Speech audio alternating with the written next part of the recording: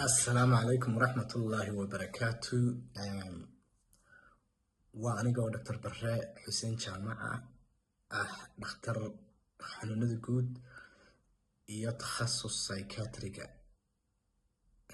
baxnada maanka kana shaqeeyo wadanka Ingiriiska una shaqeeyo hay'adda caafimaadka Ingiriiska la yiraahdo NHS. aniga takhasuskaygu yahay xanuunada psychiatriga ama dambarka noocyadiisa kala duwan kuna shaqeeya inaan as an acting consultant inaan ku shaqeeyo waxaan jeclaan lahaa haddii ilaahay waqtiga yara kooban haysta anigoo shaqadeedii ku jira office-ka shaqadana jooga inaan inta yara break waqtigaan haysto aan kiiskii marxumadii ilaahay naxariis jannaha ka waraabiyo marxumadii isku dishay dhakhtarka weyn ee umushahayd usbuucii hore qoraal baan ka sameeyey laakiin waxaan jeclaan lahaa video yaro kooban inaan ka duubo kaasoo inoo noqon doonaa mawduuc waxbarasho si dadka Soomaalida ku hadla maadaama Soomaaliya ku hadlayno ay uga faa'iideystaan in yarna ha noqotee wax yarna ay ku duusho kana bartaan waxyaabihii calaamadaha waxyaabahan keeni kara halistiisa iyo sida looga hortago iyo wadooyinka la maro iyo inay dadku aqoon ahaan dhagmaal ahaan ay warbixintan helaan marka tan inagu waxaan ka doonaynaa shacabka inaan wargelino Somaliland iyo ummadda Soomaalida kalaba marka waxaan doonaynaa inaan ka hadlo qodobka koowaad oo ah dumarku markay marxaladda umusha ku jiraan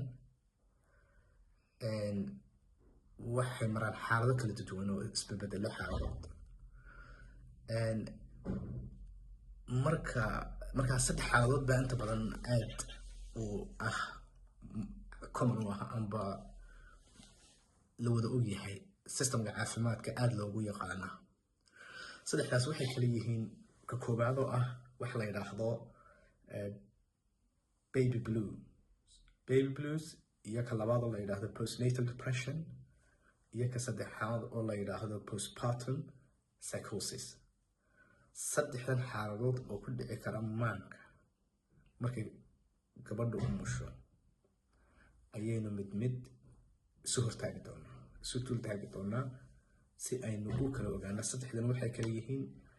iyo saddexdan xaaladood siday u kala xalisaysan yihiin marka xaaladda koowaad aynu niri waxaa la yidhaahdaa baby blues caadi ahaan hooyadu waxay dareentaa inay yeelato oohin badan inay dareento isbedel badan oo ku dhaca nafsiyan amba welwel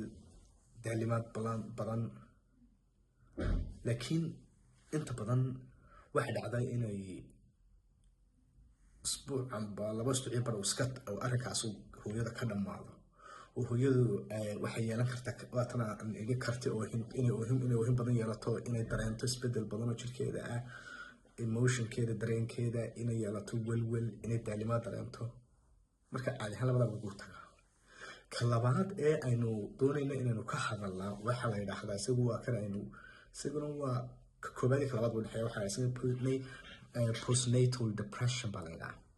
marka postnatal depressionku wuu ka yar daran yahay kii koobaad aynu nidhi waxa la yiraahdaa blue babies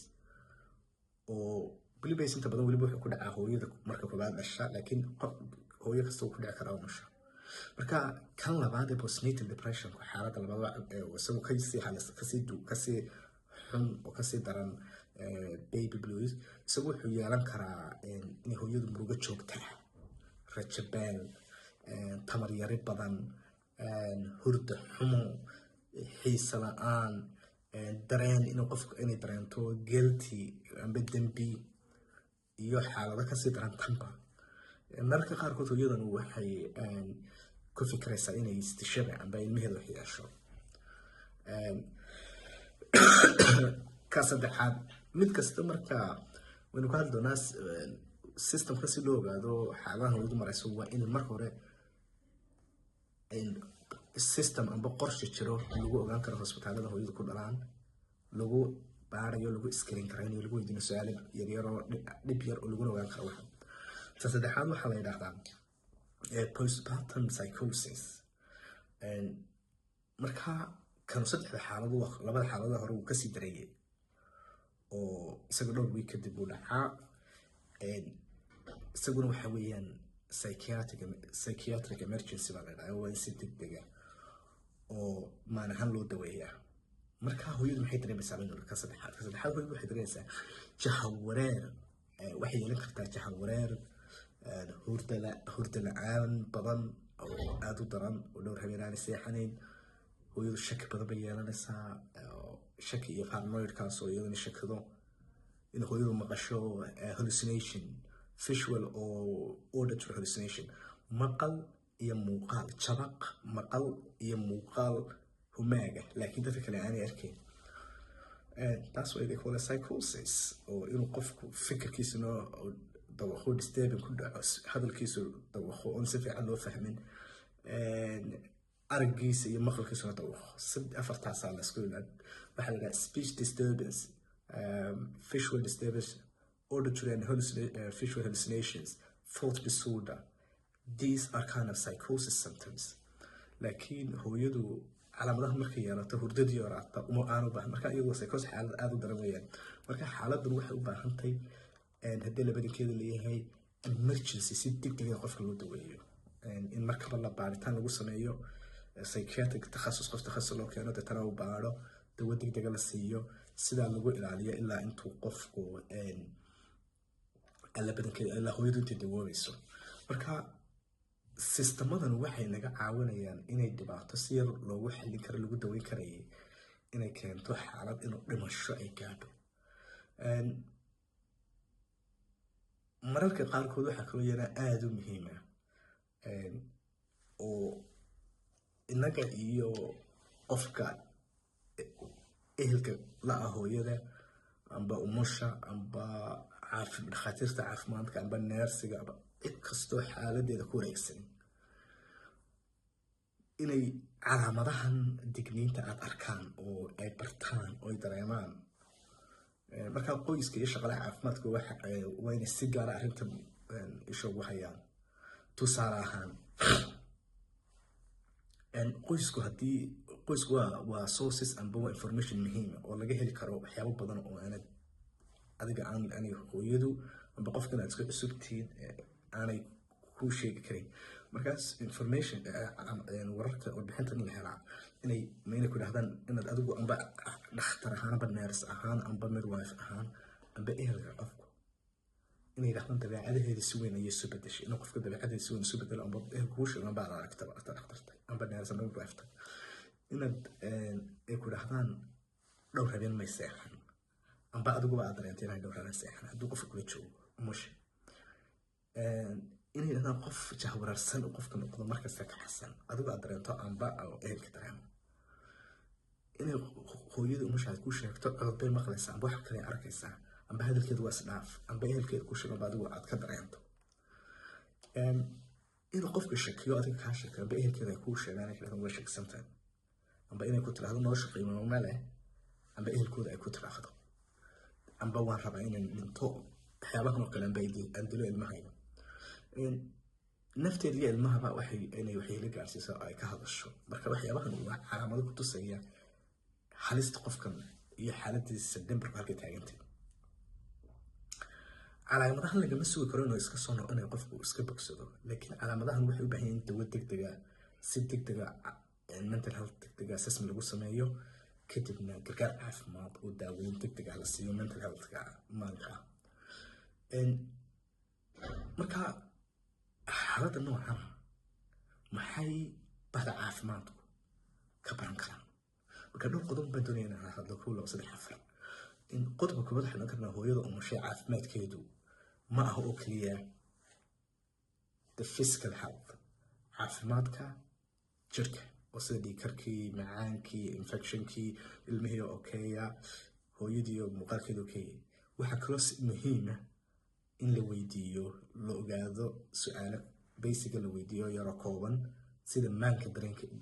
mental healthgeeduna yahay oo ay dareemayso qofka, sida in la hubiyo for example kale dee xaaladeeda inay wax dhibaatooyin ka jiraan, waxyaabaha aynu kasoo sheekeynay calaamadahaas aynu ka sheekeynay digniinta ah inay leedahay oo kale. qodobka labaad ee muhiimkii waxa weeyaan in la weydiiyo inay hooyadu inay leedahay oo kale, inay dareemadan oo kale inay leedahay, inay isdisho oo kale, inay dareemayso, inay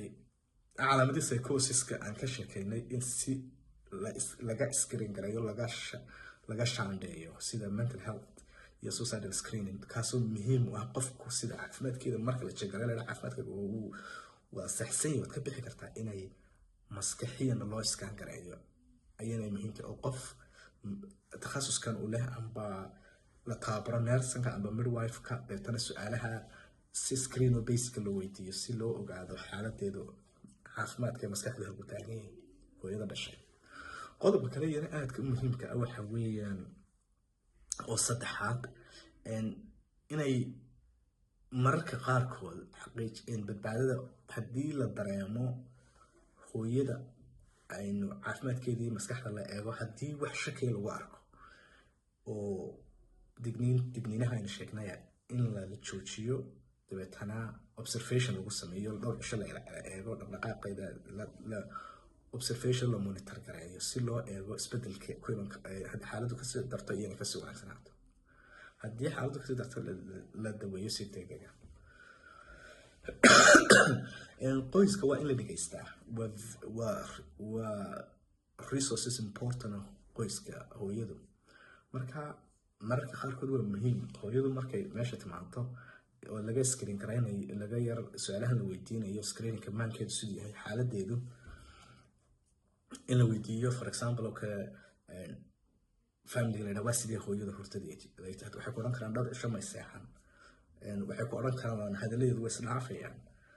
way isbedelayaan, waxay ku sheegi karaan,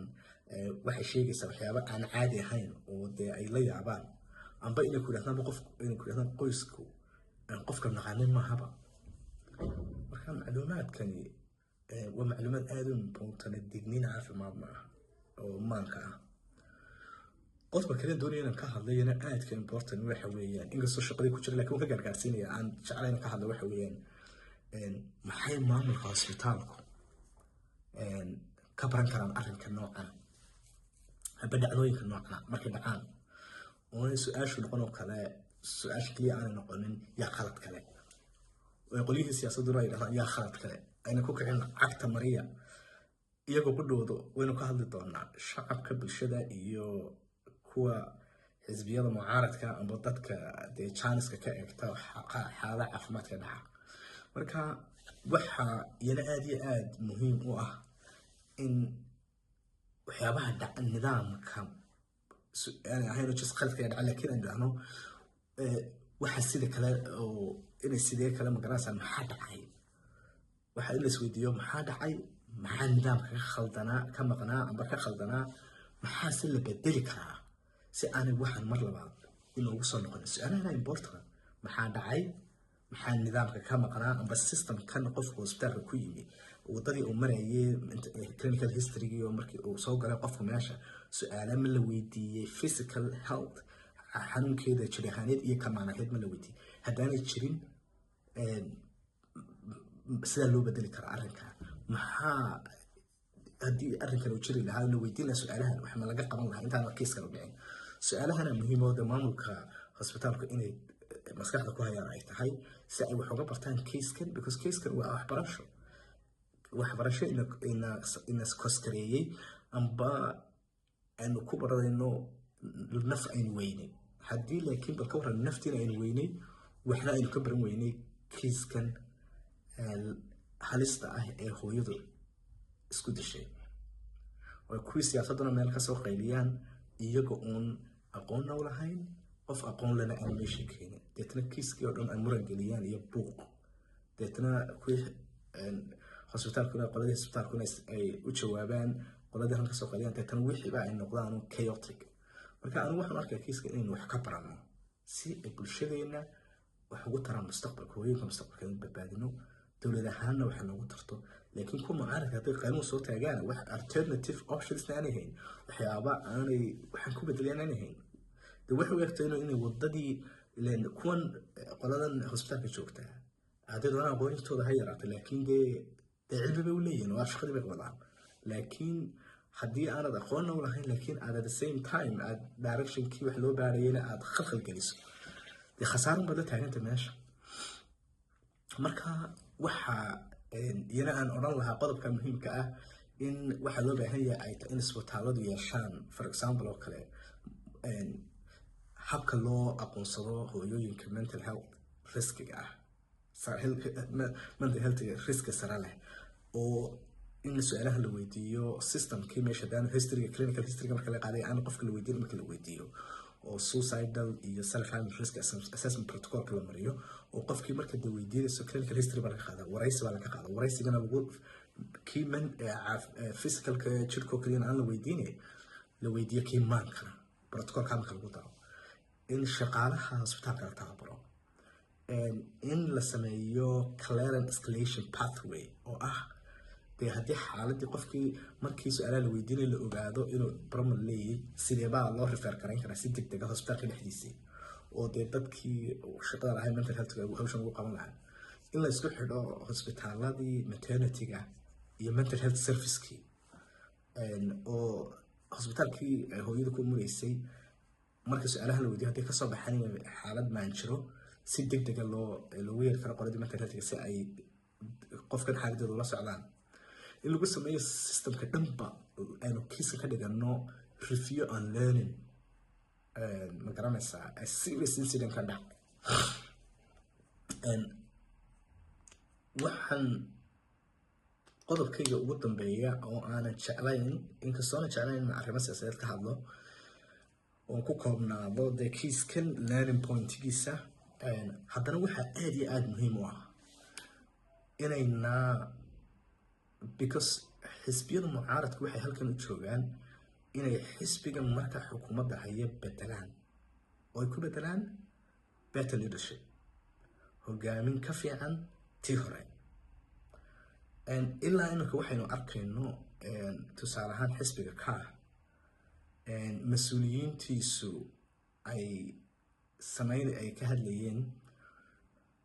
waxaanu arkaa inay tahay khasaaro weyn oo runta marka laga hadlo inay khasaaro weyn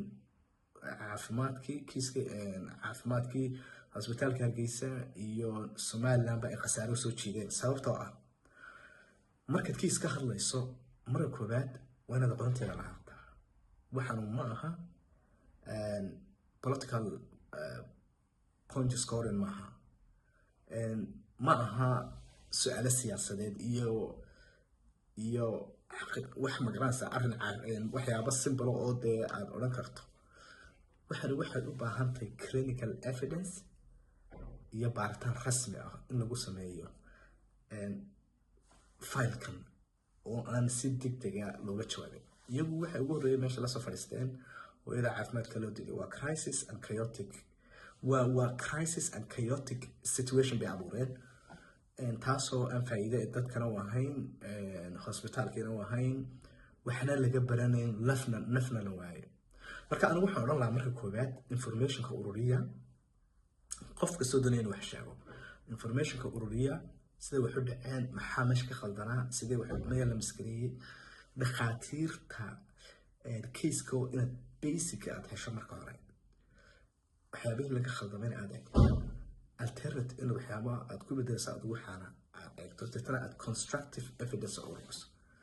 laakiin to TV soo taagto oo adigoon aqoon u lahayn adigoon evidence base samayno wax baadhin